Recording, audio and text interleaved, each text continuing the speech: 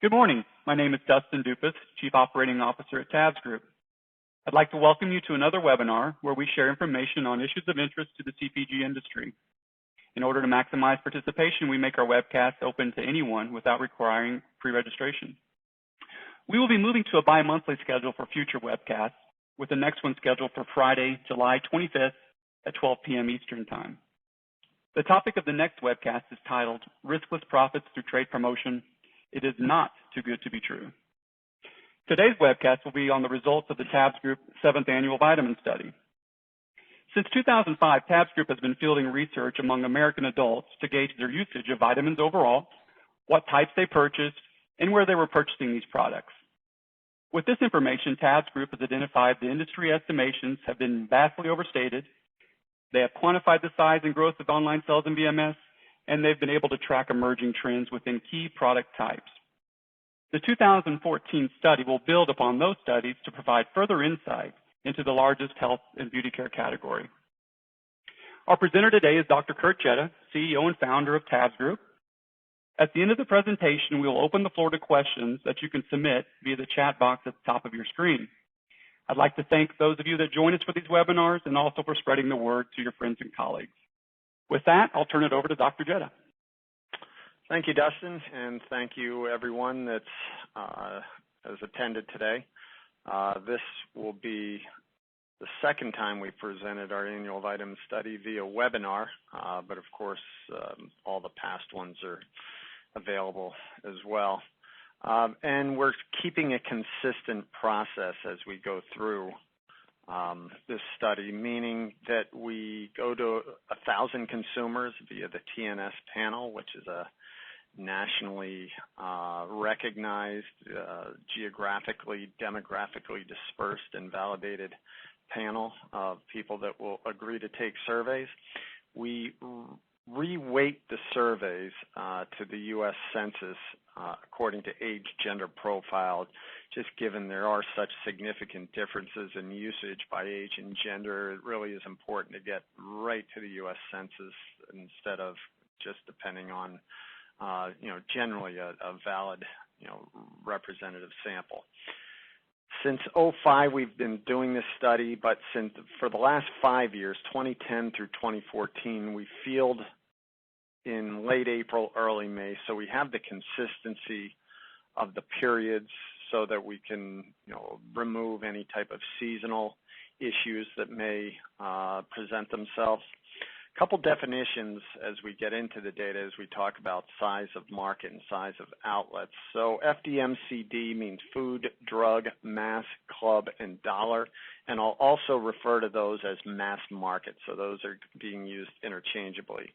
Then non-FDMCD, otherwise known as specialty or nutritional specialty outlets such as GNC or Vitamin Shop, natural foods outlets such as Whole Foods or Trader Joe's, online, catalog, MLM, which stands for multi-level marketing, which is Amway, Herbalife, and similar type of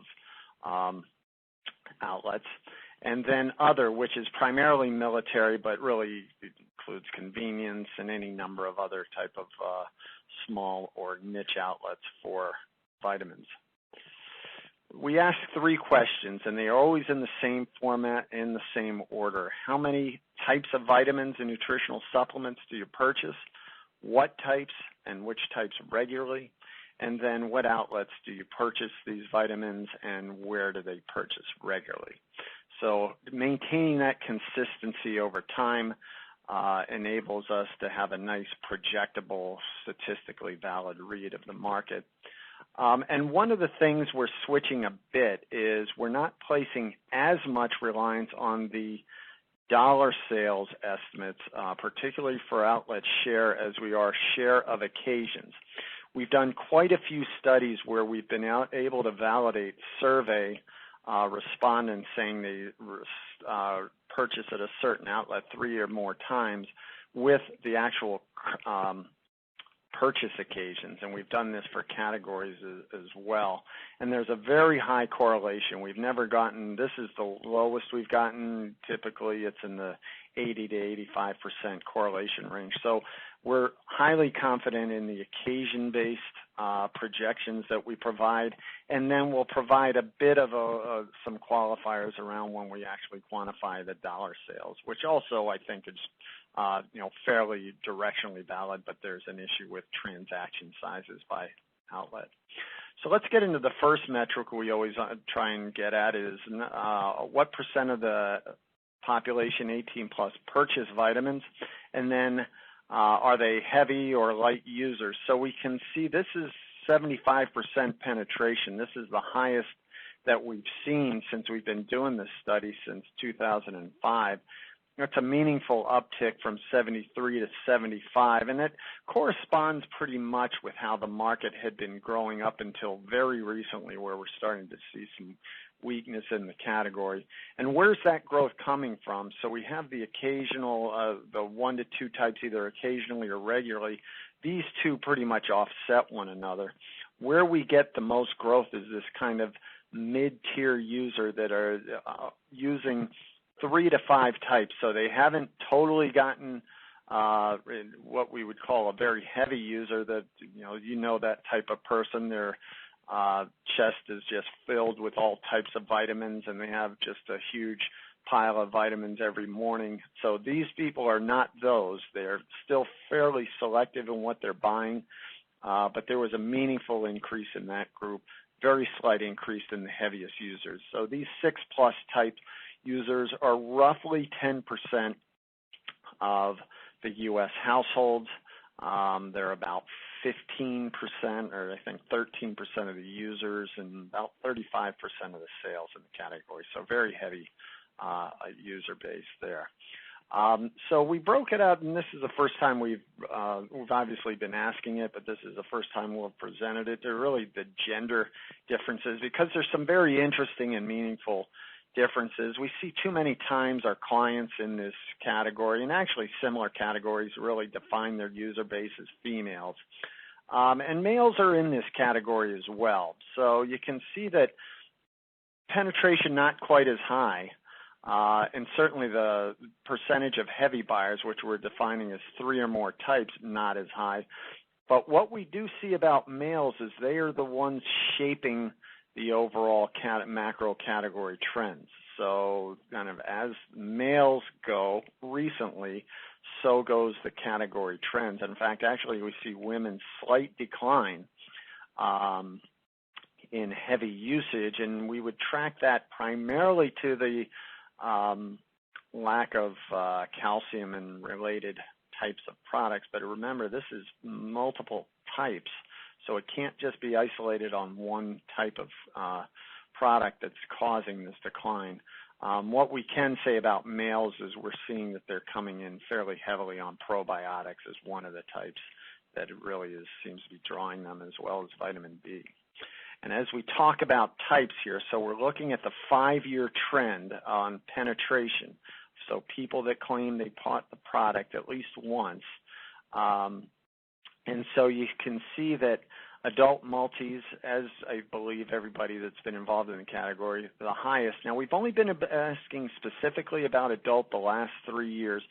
Before that, it was kind of a general multivitamin question. But you can see such very significant growth, and that's really a function of being driven primarily by gummies, but secondarily, men's multis has been seeing some pretty substantial growth over those last few years. And that's, again, we're getting this information not only from this survey, but we have visibility to a lot of different types of information. There's surveys, there's scan data, there's POS data, panel, all sorts of things. So that gives us a higher comfort level when we're reporting out a lot of this category data. So where are the gainers? Adult multi, vitamin D continues to grow very strongly, supported by a lot of positive science and a lot of positive PR. Vitamin D, which is B, which is primarily a function now of the growth in biotin. We're seeing actually some of the others like B12s actually taper off a bit, but on a net basis, still up. Probiotics, and I'm going to talk about that in a minute, up strongly from 7% to 10%. And then melatonin has doubled their user base in the last over the last 3 years. So where have there been losses? So we see calcium up to a high of 28% of the population buying, now down to 20. We saw this odd glitch, and that tends to happen on isolated instances with survey, but the overall trend is down, and we're seeing that in the sales market data as well. This is interesting because we also do see this as well as child multi is now starting to taper off. So I think the gummy penetration and saturation happened a bit faster than we would have thought. I mean, the data didn't suggest that there were still some, real growth legs, but also I don't think we figured there'd be quite as much saturation of different offerings in the market as there really has been. So I talked about probiotics, and I say mystery solved. And what I mean by that is that, and if you were on last year's call, you remember I was kind of puzzling quite a bit on the fact that we knew the market and the category was up quite a bit. I mean, very strongly, 25%, 30%, but we were not seeing the user base grow. Well, what we did is after that webinar, we refielded that question and asked it a bit differently. So we not only said probiotics such as acidophilus, but we also said probiotics or digestive health products such as brands as Align, Cultural, and Philips Colon Health. And what we found is a real sharp increase. And then we asked the question the same way this year, and you see this big increase. And actually this increase came from marginal category buyers. And what that tells us, I mean, that's an interesting insight because that basically says that these marginal users aren't associating the products with a probiotic call out. It's more digestion, digestive health. And so that's very important in communication strategy for what appears to be still a very strong growth segment of the business. Now here's another one that's popped up. So we see joint, and you actually see this persistent, significant decline over the last several years. All of a sudden this popped up. Now, we don't quite know exactly what's causing that. It could be kind of some promotional, flurry of very recent promotional activity. Remember, we're only doing this survey once per year, so those types of things could have an effect on that. We know that it's happened in the past, as I'll talk about in a few pages. But overall, what we're finding is a generally very high correlation between the growth that we can track through all outlet, which is through the syndicated services, Nielsen or IRI, and our survey data. So on a unit sales basis, we see anything in green is growth, and we see that also through our surveys through this occasion-based methodology we're using, which also correlates. Occasions and units are often really interchangeable metrics. Where we see these outliers, adult multi in the survey, we see strong growth.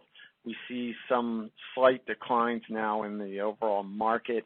We would attribute that to really recent trends in the negative PR perhaps has hurt the market recently, but people still, there's a lot of people compared to last year basically in that segment. Don't quite know exactly what's occurring with fish oil and joint relief, but what I can feel fairly confident in saying is once we solve that puzzle, there's going to be some interesting insights because as you can see in general, over time, if you've sat in on a lot of these surveys, a lot of what we see in the market and vice versa. So it tends to be a highly reliable vehicle. And then, as I mentioned, some meaningful insights when we can solve some of these outliers, such as the probiotics puzzle. So now we switch to where are these people buying these products. And first of all, we take kind of the macro view. So this survey really started back when I was questioning the really what seemed to be inflated estimates of the overall vitamin category, which were 25 billion. Now I think it's 27, 28 billion in some of the industry estimates. And that variance on what I felt was more accurate and what I wanted to prove and what was being claimed was the estimated sales from these non-tracked channels. Here you can see the overall percentage of adults purchasing in these outlets. So here's the marginal buyers, the heavier, and then the heaviest. In these first two groups, clear advantage from in the mass market. More people are buying there than are buying in the specialty channels, although interestingly enough, this is the first time we've found specialty actually has grown among marginal buyers, and that's really isolated almost entirely among online, which we'll talk about. We also see that it's the FDMCD. So remember, we talked about this growth in the mid-tier user group, and it's really isolated primarily against the mass market channels. Now, one of the things that we always found interesting is, so what is the level of cross-purchasing? Because the claim is, well, you don't know how much those people are buying in those because you can't track it. I'm exclusive to these 9 FDMCD. Well, what we can tell, again, based on our occasion-based methodology, is that the heaviest buyers are actually the ones that are buying in both channels. They're just actively shopping in different outlets, buying multiple types, and so we're estimating they're about 24% of the buyer base and 33% of the sales. And that's up significantly, so there's a lot more of this cross-channel purchasing. And remember, online is really the one that's taking, accounting for that. Last year, if you recall, we were seeing strong growth in both online and bricks and mortar.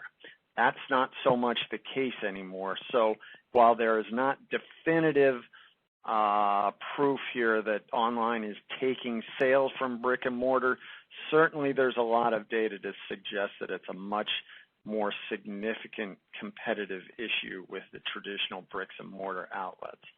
Because you see that these people that are exclusive to the mass market went down pretty significantly. So now they only account for about half of the sales in the category. So I'm going to walk through this chart. So quite a bit of lines here. And what I wanted to kind of go through is what share does each one of these outlets have by 4 basic buying conditions. So we looked at buyer groups, light versus heavy. Remember, light is I'm only buying 1 or 2 types, heavy 3 or more. And then outlet frequency. I only shop at an outlet once or twice versus I shop there regularly.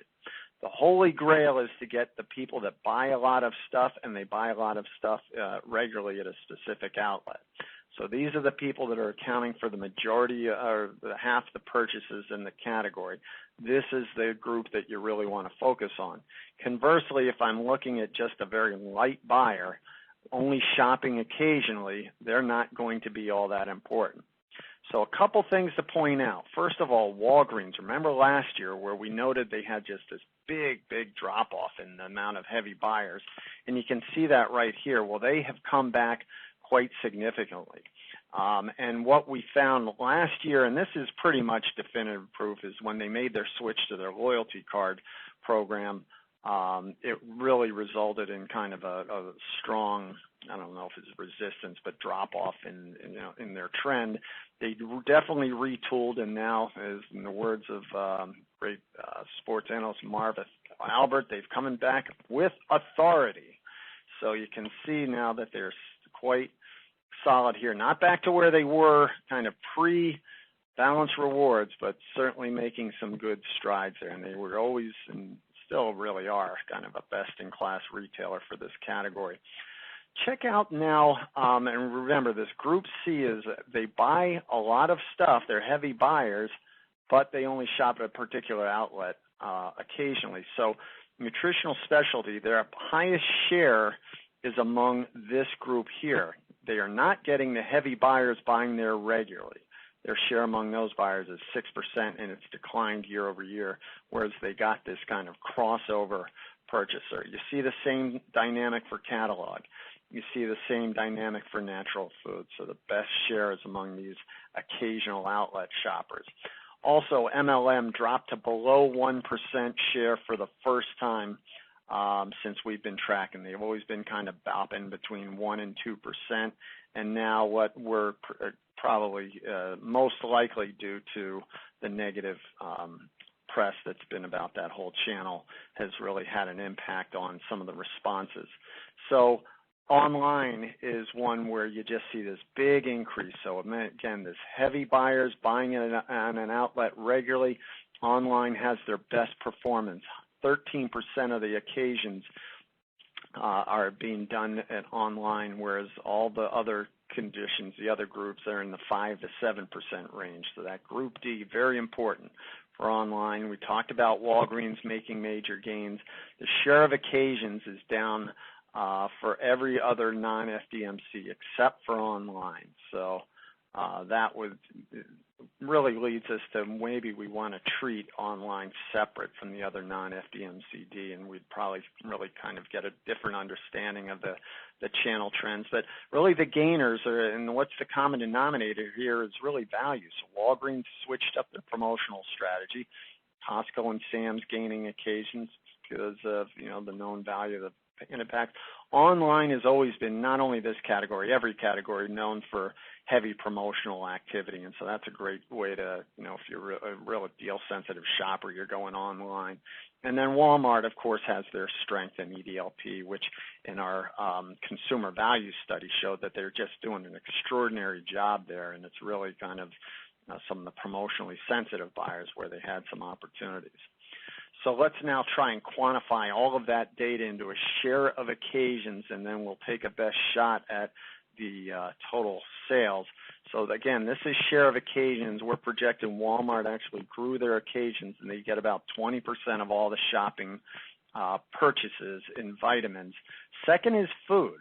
So food doesn't have high transaction sizes, but people are reporting that they're buying a lot of their products in the food outlet. Here's online third, but you can see, and again, this is where this transaction size, that's why I was not quite as, I was more reluctant to report out shares based on, total dollars, just because even though we can give kind of a directional estimate on the size, you can just see that here's food has more transactions or a higher share of occasions, but they have only about half the sales because of the huge disparity in transaction sizes.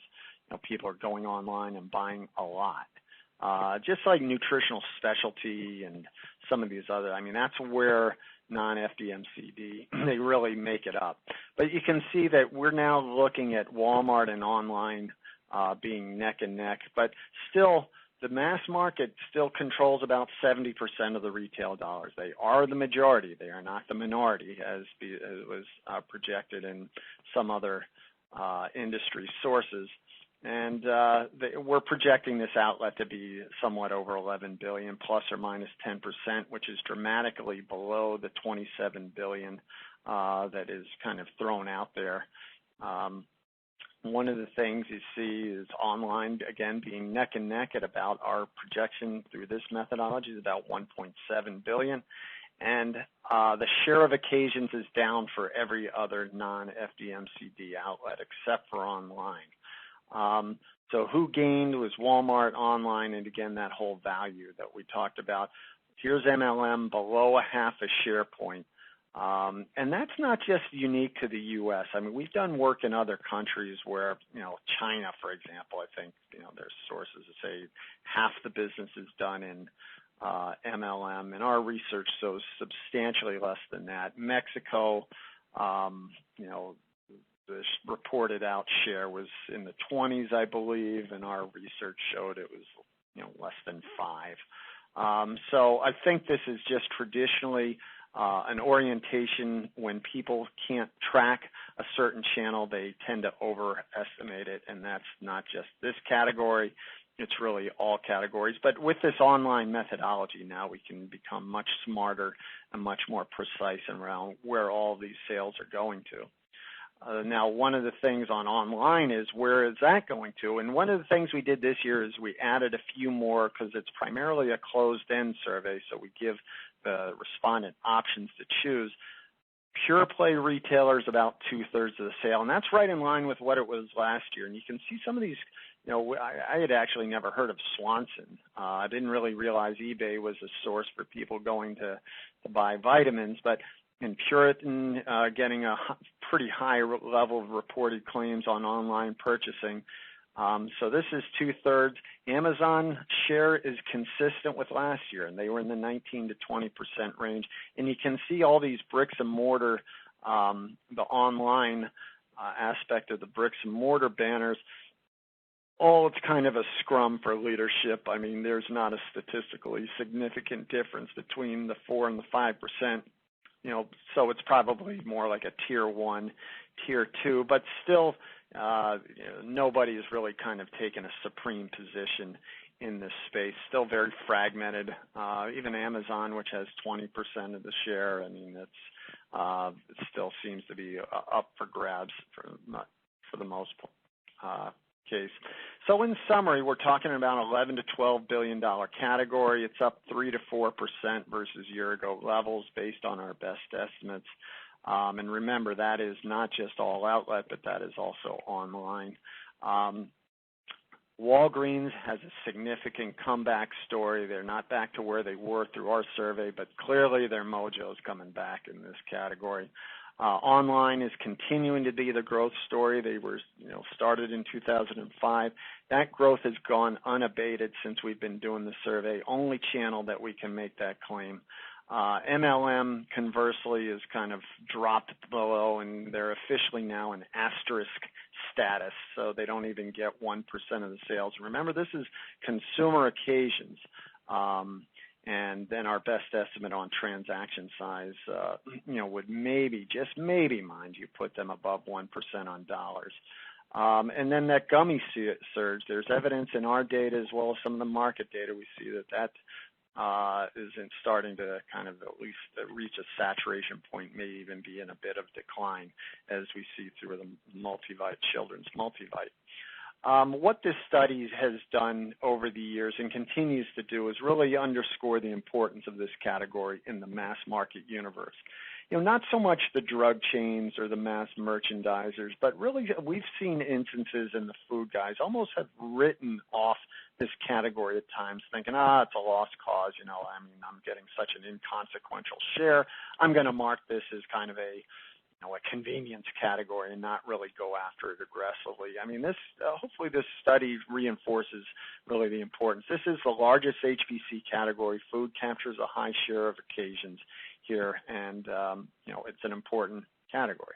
Walgreens rebound is really a strong evidence of the importance of strong and regular promotions in vitamins and, really any other category for that matter. But one thing in vitamins in particular, I mean, the responsiveness in some of these segments is huge, and particularly for the big ticket segments like CoQ10, joint relief, as well as your letters, your multis, and your calcium. Now, that is not a uniform high response. So conversely, we see for whatever reason, and I haven't quite figured out why, but say herbal supplements doesn't respond all that well to promotion. I think it's just a question of how many margin. You're either in it strongly or you're just not in it at all, would be what my hypothesis. Men becoming an important segment. I think it's many manufacturers recognize that with the movement to men's multi, but as far as kind of communication strategy, they're the ones driving a lot of the macro trends in the category. And then online sales are showing distinct trends from other non-FDMCD channels. And we're going to really track those separately over time. So with that, that is our study for this year.